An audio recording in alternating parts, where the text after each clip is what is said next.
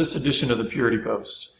My name is Jonathan Daugherty, and I'm the director of Be Broken Ministries, a national outreach whose mission is healing sexual brokenness by God's grace, one story at a time. In this post, we're going to continue our look at the top 5 benefits of recovery. We looked at the first 2 in the last post, so let's dive right into the next 3. Number 3, recovery leads to healthy relationships. Every addict has poor relationship skills. There can be many reasons for this, but as it pertains to addiction, this is due to selfishness, imbalance of brain chemistry, anger problems, and a general lack of care about anything or anyone. Addicts often describe themselves as numb. Addiction draws the addict more and more into themselves until all that is left, at least in their mind, is them, a sort of God unto themselves. This is why it's so frustrating to be in relationship with an addict. They're good liars who worship themselves. This doesn't make for strong relationships. Recovery, however, is good because it helps expose the addict's selfishness and learn how to connect with others in healthy, caring ways.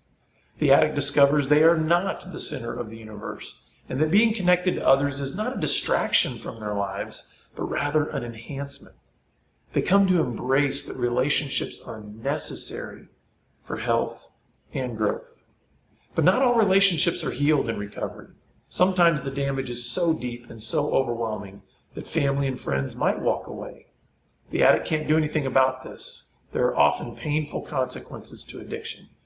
This doesn't mean, however, that the skills for healthy relationships in the future cannot be acquired. Recovery is a pathway to these skills. Number 4, recovery leads to freedom and joy. I have never met an addict who hasn't immediately answered yes when asked the question, do you want to be free? All addicts know they are in prison. Even if they won't verbally admit it, they know it in their soul. But not all are ready to be free. Not all are broken and weary enough to give up their way for a different way. This is why patience is so important when trying to help someone break free from an addiction. Freedom only comes to those desperate enough to die for it. Jesus once said regarding life in his kingdom, "Whoever seeks to preserve his life will lose it, but whoever loses his life will keep it." Some addicts keep clinging to their life of addiction, all the while losing it more and more. But when an addict chooses to give up control, to submit their life and future to their Creator, they finally discover the life of their dreams. Freedom is a beautiful thing. To no longer be controlled by impulses and temptations and false ideas of happiness. This freedom, however, is not found in recovery, but rather along the way. You see, freedom isn't a place, it's a person, Jesus Christ. And the freedom he offers is more than simply cleaned up behaviors and properly firing synapses. Jesus offers freedom for eternity. He said, "For God so loved the world that he gave his only Son, that whoever believes in him should not perish but have eternal life." The freedom that God offers leads to joy, something an addict has rarely known. Addiction and joy do not mix, but recovery can lead to freedom, and freedom brings joy. We believe that the goal of recovery is to lead an addict to a place of true love and joyful community. This is the way God made us to live, and recovery is a pathway for addicts to discover this. Number 5, recovery leads to purpose and service. If addicts are increasingly selfish, you can be certain they aren't serving others out of a caring heart.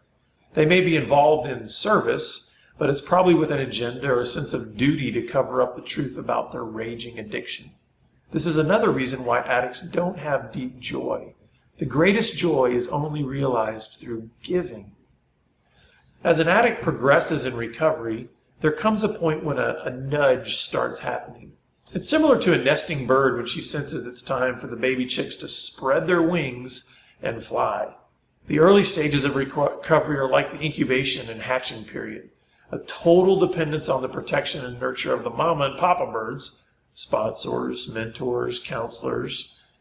But no bird is meant to live its entire life in the nest, and no addict is meant to live his or her entire recovery in the nest.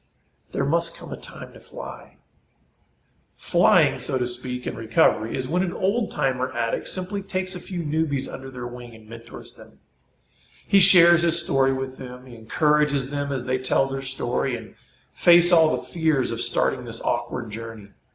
He passes along insight and wisdom as one who knows through experience the highs and lows of the recovery process. And most importantly, he reminds them that recovery is worth it because there is a God who loves them and made them for something special, something beyond addiction, something even beyond recovery.